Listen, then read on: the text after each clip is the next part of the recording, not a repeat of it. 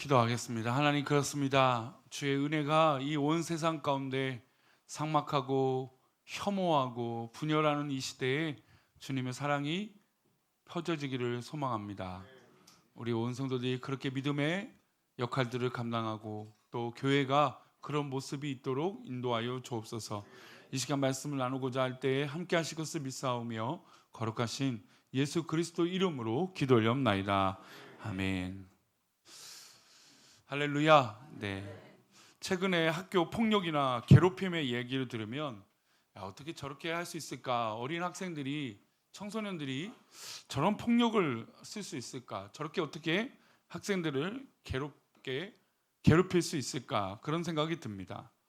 게다가 예전에는 보통 우리가 어렸을 때 가르친 것은 싸우지 말아라, 때리지 말아라, 괴롭히지 말아라, 이런 것들을 가르쳤는데 최근에는 이제 맞고 다니지 말아라, 맞으면 맞고만 있지 말아라, 뭐 그렇게 가르치기도 합니다. 그래서 요즘은 어렸을 때는 저희는 태권도는 그냥 자신의 보호를 해야 한다면 지금은 맞지 않기 위해서 태권도를 배운다, 뭐 이런 얘기도 합니다.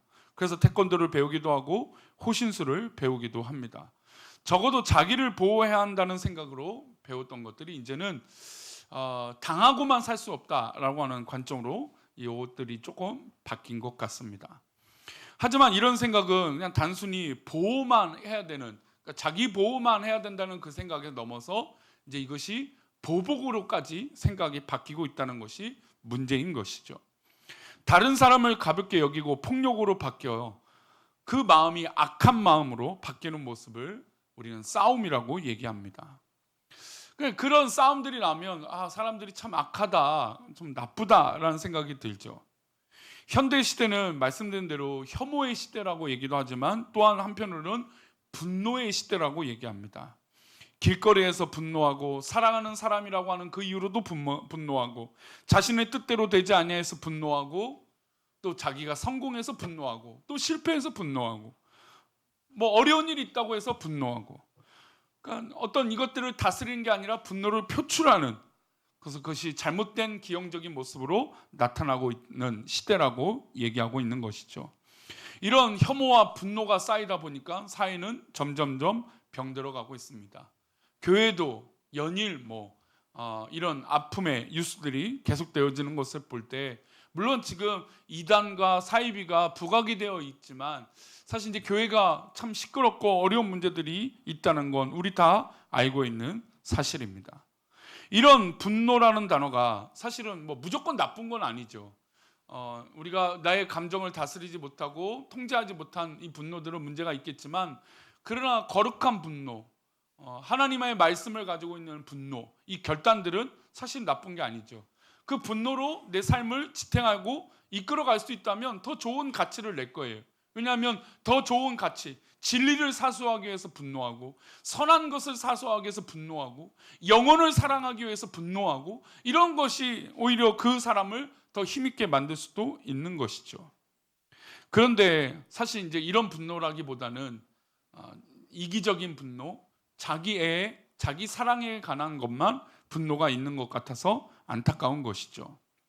사회가 강약 약강 시대라고 느끼고 또 무전 유죄 유전 무죄, 또한 학벌과 학력에 따라서 편가르기를 하는 이런 모습은 사실은 우리가 분노해야 될 것입니다.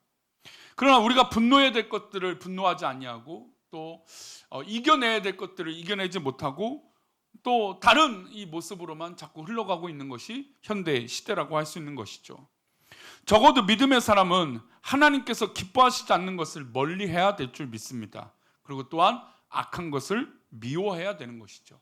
우리 한번 따라할까요? 악한 것을 미워하자.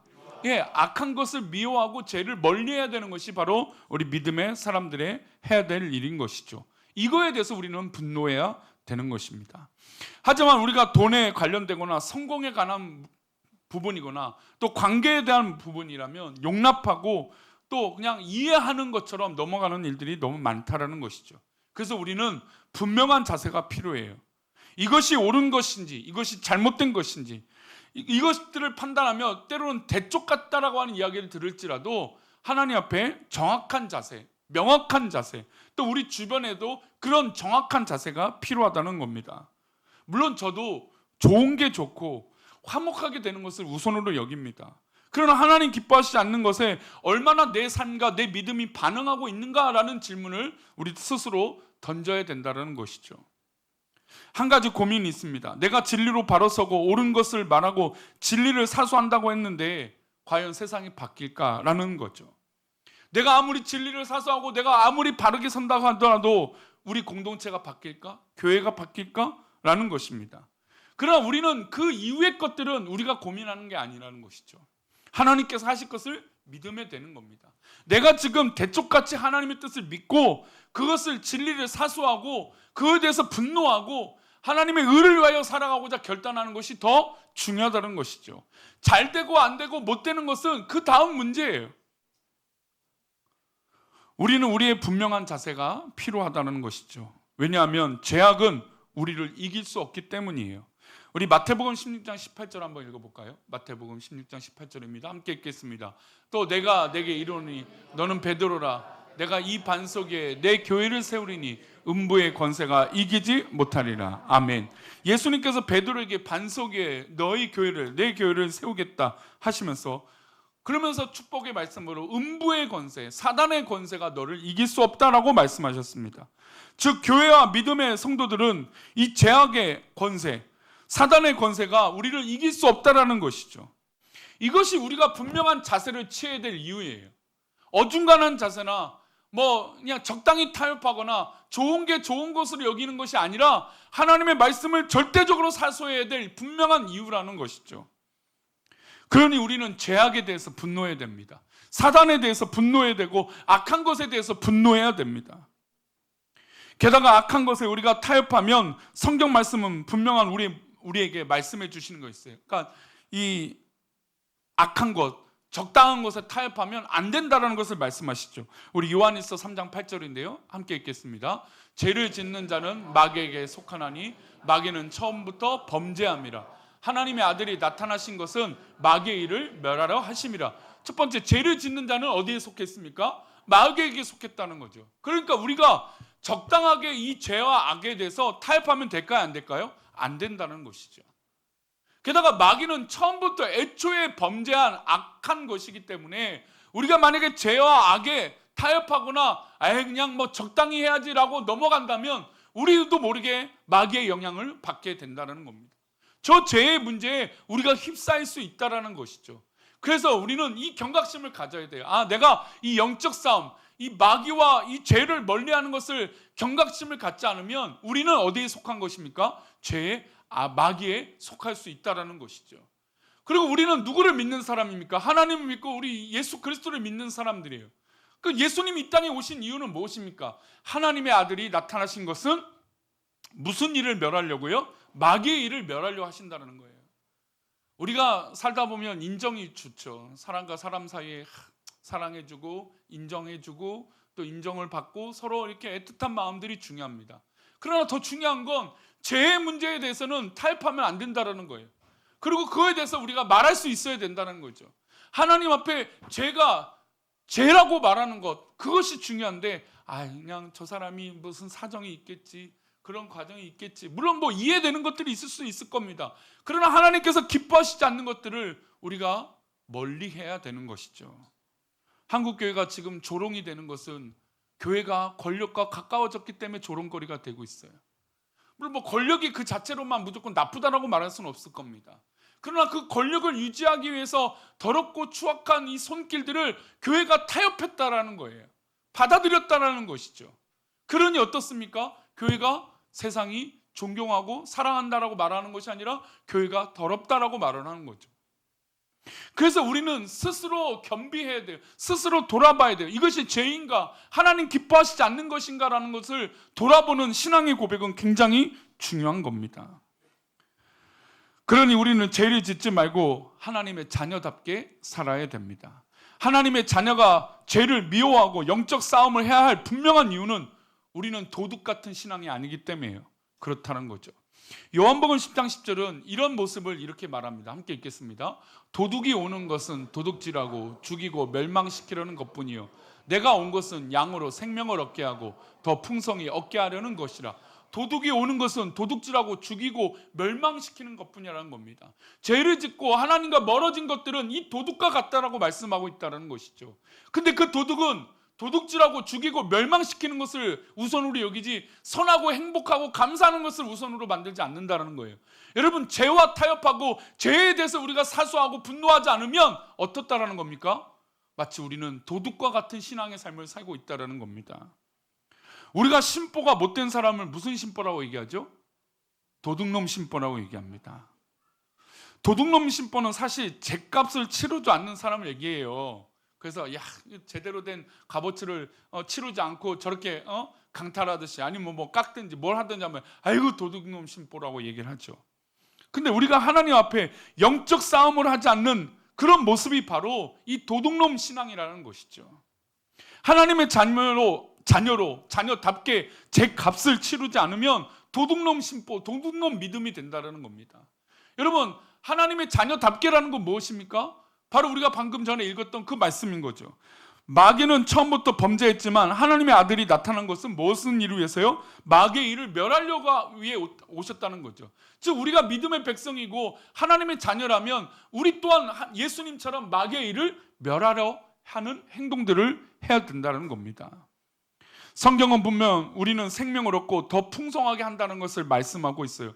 그것은 바로 믿음을 지키고 진리를 지키고 우리가 도둑이 되지 않을 때 가능하다는 겁니다. 예전에 이제 성경학교를 하면서 아이들 데리고 노방전도를 한 적이 있습니다. 근데 아이들이 열심히 따라다니고 그때 이제 강도사 때인데 강도사 때 막 전도하며 다니면서 아이들이 너무 기쁨으로 하는 거예요. 그 신나게 아이들이 우리 교회를 자랑하고 우리 교회 한번 와보라고 얘기하면서 전도도 나는 모습이 너무나 예뻤어요. 그래서 그 아이들에게 달란트를 줬습니다. 막 칭찬했어요. 그 아이들에게 원래 5달란트를 주기로 했는데 10달란트를 줬습니다. 근데 거기서 이제 문제가 발생했어요. 어떤 문제냐면 학원이나 어떤 이유로 우리 아이들을 보내지 못했는데 그 아이는 10달란트를 받았다는 이유로 항의 전화가 온 거예요.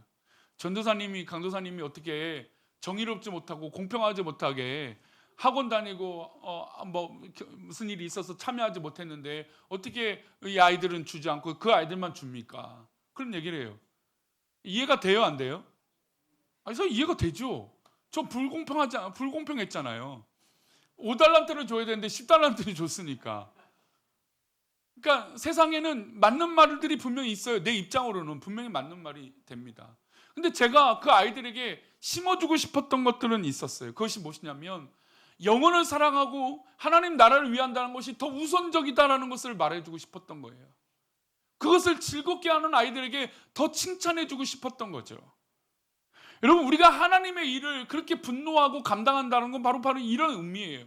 우리에게 중요한 일도 있고 우리에게 맞는 일도 있고 옳은 것도 있습니다. 인간적으로 이해되는 것도 있어요. 하지만 하나님의 말씀과 하나님의 진리를 사수하는 것은 다른 문제라는 것이죠. 그것이 최우선이 되어야 된다는 겁니다. 학원을 가고 어떤 일이 있어 전도를 참석 못한 것이고 하지만 자신의 앞날을 위해서 사는 것보다 하나님의 나라를 위해 사는 것이 더 중요하다는 겁니다. 아이들을 위해서, 그 앞날을 위해서 열심히 사는 게 뭐가 잘못된 겁니까? 그런데도 불구하고 그 아이들보다 하나님 나라를 위해서 사는 사람이 더 인정받아야 된다는 것이죠. 그래서 우리는 영적으로 깨어 있어야 됩니다. 이것이 옳은지 이것이 맞는지 분별하기 어렵기 때문에 그런 것이죠. 그래서 성경은 근신하고 깨어라고 베드로전서 5장 8절에 말씀하고 있습니다. 함께 읽겠습니다. 근신하라 깨어라 너희 대적 마귀가 우는 사자같이 두루다니며 삼킨 자를 찾나니. 근신하라 깨어라. 이 근신하라 깨어라는 말은 마음을 강하게 하라는 거예요. 여러분, 우리가 대쪽 같은 말씀을 사수하고 진리를 사수할 때 여러분 마음이 약해질 수 있어요. 좀 전에 예를 말씀드린 것처럼 그 어머니, 전화 오신 어머니는 평소에 교회를 아주 열심히 하시는 분이었어요. 근데 그렇게 전화했을 때 맨 처음엔 당황했죠. 아니 이게 따질 일인가? 이게 왜 이런 이야기를 하지? 라고 맨 처음엔 당황했어요. 근데 생각하면 할수록 곱씹을수록 내가 마음이 약해지면 안 되겠다는 생각이 드는 거죠. 하나님의 나라를 사랑하고 진리를 사수하고 말씀을 지키는 것이 더 강해져야겠다는 생각이 드는 거죠. 물론 그 아이들을 위해서 참여하지 못한 아이들 또 다른 방법, 달란트는 아니었지만 또 다른 방법으로 위로하고 격려했습니다. 근데 보니까 이 마음을 강하게 한다는 게 그때 오더라고요. 아, 내가 진리를 붙잡고 우선인 것을 붙잡았을 때 내가 이렇게 마음이 흔들릴 수 있겠구나. 여러분, 제가 강단에서 설교할 때도 보면 마음이 연약해질 때가 있어요. 혹시나 우리 성도들 상처받을까? 우리 성도들 혹시 오해를 살까? 뭐 그런 생각이에요. 제가 매번 설교를 미리 준비한다고 말씀드려도 이게 꼭 내 말씀 같거든요. 그래서 가끔 저도 말하면서 혹시 오해할 수도 있겠다는 생각이 들 때도 있어요. 왜냐하면 제 얘기가 그분을 위해서 한 얘기가 아님에도 불구하고 그렇다는 거죠. 근데도 불구하고 그런 것에 대해서 타협하면 될까 안 될까요? 타협하면 안 되죠. 그렇게 만약에 신경을 더 쓰면 저는 사람을 위해서 설교를 하고 있다는 거죠. 그래서 마음을 강하게 한다는 건 바로 이런 부분이에요. 충분히 이해도 되고 설득도 되고 입장도 맞지만 그런 하나님 말씀이 우선이라면 우리는 그것에 대해서 결단해야 된다는 것이죠. 그것이 바로 근신하고 깨어 있으라는 겁니다. 왜 근신하고 깨어 있습니까? 너희 대적 마귀가 우는 사자와 같이 우리를 집어삼키려고 하고 있기 때문에 그렇다는 거죠. 사자가, 마귀가 우리를 집어삼키기 위해서 지금도 우리 곁에서 으르렁거리고 있다는 겁니다. 근데 우리가 모르고 있어요. 여러분, 만약에 위험한 물건이 있거나 우리를 다치게 할 것들이 있다면 어린아이가 지나가는데 가만히 있을 분들이 어디 있어요? 위험해, 조심해, 이렇게 얘기하지 않겠습니까? 우리의 신앙이 바로 그래야 된다는 거예요. 우리의 신앙이 단단해지고 결단하고 근신하고 깨어있고 우리를 넘어뜨리는 것들이 도처에 그냥 가득 있다는 것을 생각한다면 우리는 방심할 수 없는 것이죠. 우리는 이 예배를 드리는 성도님들 마음을 강하게 먹으시기 바랍니다. 진리와 하나님께서 기뻐하시지 않는 것에서 강하게 마음 먹고 정말 멀리 하십시오. 멀어지십시오. 강하게 해서 마귀가 우리를 집어삼킨다는 것을 잊지 마시고 그를 대적하십시오. 그러니 적당한 자세가 아니라 결의를 다지고 목숨을 걸고 분노해야 됩니다. 거룩한 분노, 영적 결단이 우리 가운데 있어야 되는 것이죠. 그래서 우리는 영적으로 무장해야 됩니다. 에베소서 6장 11절 우리가 잘 알고 유명한 말씀이죠. 함께 읽겠습니다. 마귀의 관계를 능히 대적하기 위하여 하나님의 전신갑주를 입으라. 예, 맞습니다. 마귀의 이 관계, 유혹들, 우리를 넘어뜨려간 모든 것들을 그것을 대적하기 위해서 뭘 입어요? 하나님의 전신갑주. 영적인 무장이 우리 가운데 필요하다는 거예요. 성령의 말씀에, 능력에, 하나님의 의에 여러 가지 하나님과 영적인 것들을 무장하지 않으면 마귀의 유혹에 넘어질 수밖에 없다라는 것이죠. 우리가 영적으로 무장하고 진리로 바로 서지 않으면 이 영적 싸움 이길 수 없다라는 것을 우리는 깨달아야 됩니다. 우리는 스스로 우리를 자아자찬합니다. 이쯤이면 이길 수 있겠지, 이쯤이면 견딜 수 있겠지 생각합니다. 그러나 영적인 문제는 그렇게 쉽게 판단해서는 안 되는 것이죠. 최근 한국 교회와 한국 사회는 종교로 인해서 어려움이 가득해요. 이럴 때일수록 우리는 더욱 영적 무장을 해야 되는 것이죠. 바로 알고 바로 서지 않으면 우리는 넘어지는 것이에요. 이건 선택하고 이거는 포기할 그런 문제가 아니에요. 우리는 사수해야 될 문제가 바로 영적 싸움이라는 것이죠. 그래서 우리는 철저하게 하나님께 복종해야 됩니다. 에베소서 4장 7절 말씀인데요, 함께 읽겠습니다. 그런즉 너희는 하나님께 복종할지어다. 마귀를 대적하라. 그리하면 너희를 피하리라. 아멘. 그래서 하나님께서 우리는 믿음으로 복종할 자세를 가질 때 하나님께서 우리를 기뻐하시고 우리를 인도하신다는 겁니다. 그리고 마귀를 대적하면 되는 것이에요. 그럼 마귀는 우리를 피하고 도망갈 거예요. 그러니까 이 싸움은 이미 우리는 이긴 싸움이에요. 그런데 우리는 싸우지도 않고 이미 포기하거나 넘어졌다는 거죠. 어중간한 자세나 영적 싸움을 피한다고 해서 이 문제가 해결되는 게 아니라는 겁니다. 우리 스스로 보다 보면 은혜 받는 사람들의 특징이 뭐냐면 은혜 받으면 도전이 있어요. 근데 그 도전에 대해서 갈등하고 고민하는 성도도 있어요. 여러분, 그것을 영적으로 싸움으로 결단하시고 판단해 보십시오. 그렇게 주저할 문제가 아니라는 거예요. 결단해 보십시오. 이겨낼 수 있습니다. 이기면 하나님의 더 크신 은혜를 경험하게 될 것이에요. 우리는 이 영적 싸움이 어떨 때는 부담스러울 수 있어요. 다른 사람이 싸우거나 그냥 넘어가기를 바라기도 할 수도 있습니다. 하지만 영적 싸움은 다른 사람이 싸우는 게 아니라 내가 싸워야 되는 문제예요. 우리가 정말 하나님의 자녀라면 이깁니다. 그러니 내가 싸워야죠. 여러분, 이런 싸움들이요, 해봐야, 경험해봐야, 이겨봐야 승리하는 성취감을 누리게 되는 거예요. 여러분, 우리가 보통 세상을 살아갈 때도 이런 성공을 해봐야 다음에 성공을 또 할 수 있는 거예요. 또 실패도 마찬가지겠죠. 저 봐야 또 다른 실패를 경험해서 또 거울 삼아서 또 다른 일들을 이겨낼 수 있는 것처럼 우리가 이 영적 싸움을 하지 않으면 아무것도 할 수 없다라는 것이죠. 그러니 우리가 정말 하나님의 자녀라면 분명 싸워 이길 수 있을 것을 믿고 싸워 보시기 바랍니다. 그래서 우리는 이런 믿음의 자세로 변화해야 됩니다. 우리 고린도후서 5장 17절인데요. 함께 읽겠습니다. 그런즉 누구든지 그리스도 안에 있으며 새로운 피조물이라 이전 것은 지나갔으니 보라 새 것이 되었도다. 여러분, 이 말씀이 왜 중요한가? 우리가 여태까지 지금 영적 싸움을 해야 된다, 말아야 된다, 죄에 있으면 안 된다, 타협하지 말아라, 분노하지 말아라, 이런 다양한 얘기를 들었습니다. 근데 우리가 왜 영적 싸움을 해야 되는 근본적인 변화가 있다는 거예요. 우리는 이것을 놓치지 말아야 돼요. 그런즉 누구든지 그리스도 안에 있으면 새로운 피조물이에요. 그러니까 우리는 다른 인생이에요. 다른 삶이에요. 적당하고 좋은 게 아니고 끊어낼 건 끊어야 되는 거예요. 이겨내야 될 건 이겨내야 되는 거예요. 왜? 우리는 지나갔으니 이전 것은 없는 사람들이라는 것이죠. 새 것이 된 사람들이라는 겁니다. 새 것이 됐는데 여러분, 보통 이사를 가거나 하면은 보통 그때 결심합니다. 이건 버리고 새롭게 새 집에 맞춰서 해야지. 아마 이사를 경험하신 분들은 경험할 거예요. 이번에 저도 이제 사실 이사를 2년 3년 전부터 계속 이사를 가야겠다. 이 근처에 갈 집들이 계속 나오지 않아서 지금 올 집들이 안 오니까 이사를 못 하고 있는데 계속 하고 있어요. 근데 이사를 할 때마다 저희 집에 있는 물건들을 이렇게 들여다봅니다. 저거는 이사하면서 버려야겠다. 저거는 어떻게 해야겠다. 저거는 새롭게 말해요. 저희 집에서 안 바뀌고 잘 버티는 기계 중에 하나가 냉장고예요. 냉장고를 벌써 15년을 썼는데 한 번도 아직도 고장이 안 나. 요즘은 좀 냉각이 조금, 근데 그래도 또 잘 되더라고요. 고장이 안 나요. 근데 이번엔 좀 바꿔야겠다, 막 그런 생각을 합니다. 여러분, 뭔가 새로운 공간, 새로운 곳에 오면 그곳에 맞춰서 변화가 일어나죠.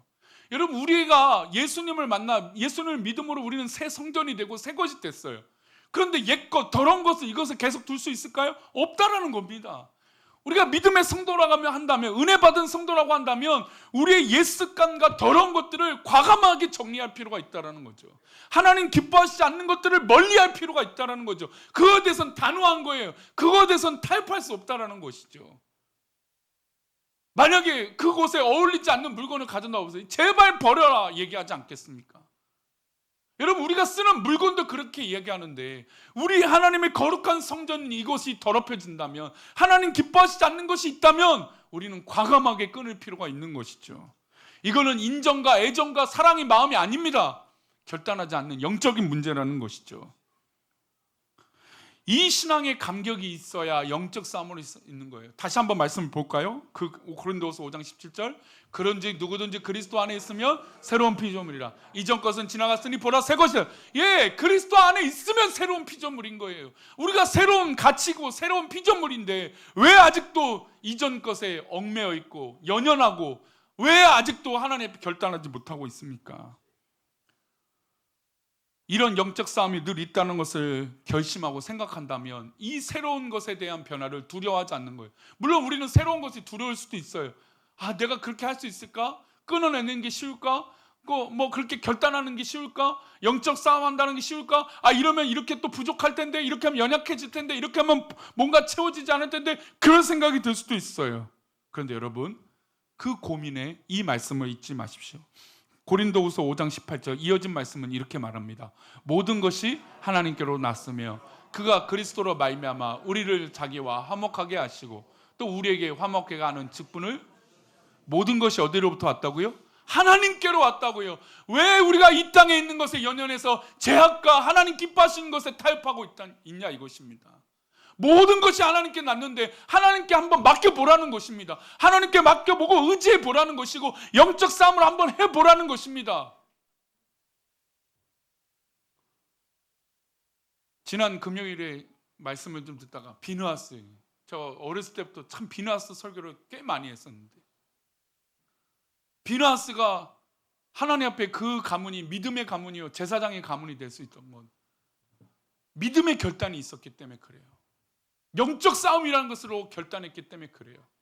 범죄한 저들을 가만둘 수 없어서 창을 들어서 단창으로 그 남녀를 죽였어요. 사람들이 볼 때 저 사람 뭔데? 쟤는 뭔데? 여러분, 그러나 믿음의 결단과 믿음의 분노는 하나님의 기뻐하시는 일들을 감당했다라는 거예요. 그래, 하나님께서 기뻐하시고 그 모든 심판을 멈추신 거죠.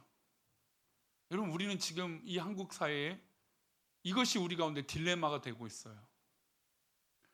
하나님 죄와 하나님 기뻐하시지 않는, 하나님의 죄가 아니라 하나님 기뻐하시지 않는 죄와 하나님과 멀어져 있는 것에 대해서 우리가 경각심이나 분노를 갖지 않고 있어요.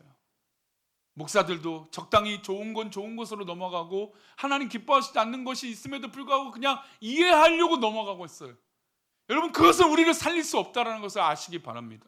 우리를 살리는 건 하나님 말씀이고 그 안에 있는 새로운 피조물이고 다 누구한테 났어요? 하나님께 났다라는 것이에요.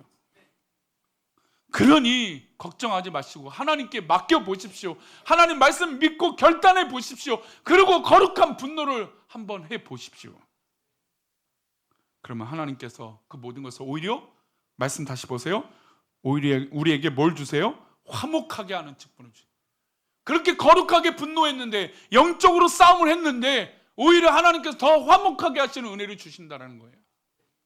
그러니 우리 가운데 영적 싸움에 멈춰있지 마시고 모른 척하지 마시고 우리 교회가 앞으로도 영적 싸움을 건강하게, 우리 성도들이 살면서 영적으로 건강한 영적 싸움이 있기를 축원합니다. 그리고 분명히 이기게 될 줄 믿습니다. 할렐루야. 아멘. 우리 모두 일어나셔서 예수 늘 함께 하시네 하나님 앞에 찬양하겠습니다.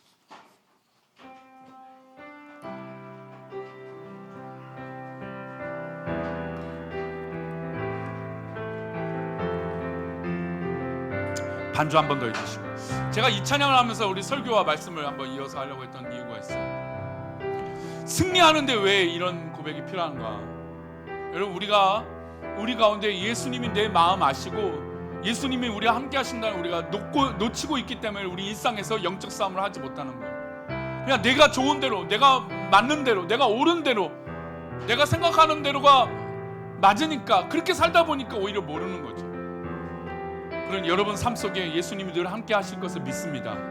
여러분, 그것을 깨달으면 영적 싸움을 할 수 있는 거예요. 아, 내 삶 속에 하나님 계시는구나. 아, 내 삶 속에 예수님이 함께 하고 계시는구나. 여러분, 그래야 영적 싸움을 이길 수 있다는 것이죠. 우리 함께 찬양하겠습니다. 고단한 인생길, 고단한 인생길, 힘겨운 오늘도 예수 내 마음 아시네. 지나간 아픔도 마주할 세상도 예수 내 마음 아시네. 하루를 살아도 기쁨으로 살기, 하루를 살아도 기쁨으로 가리. 예수 늘 함께 하시네. 후회도 염려도 온전히 맡기리. 예수 늘 함께 하시네.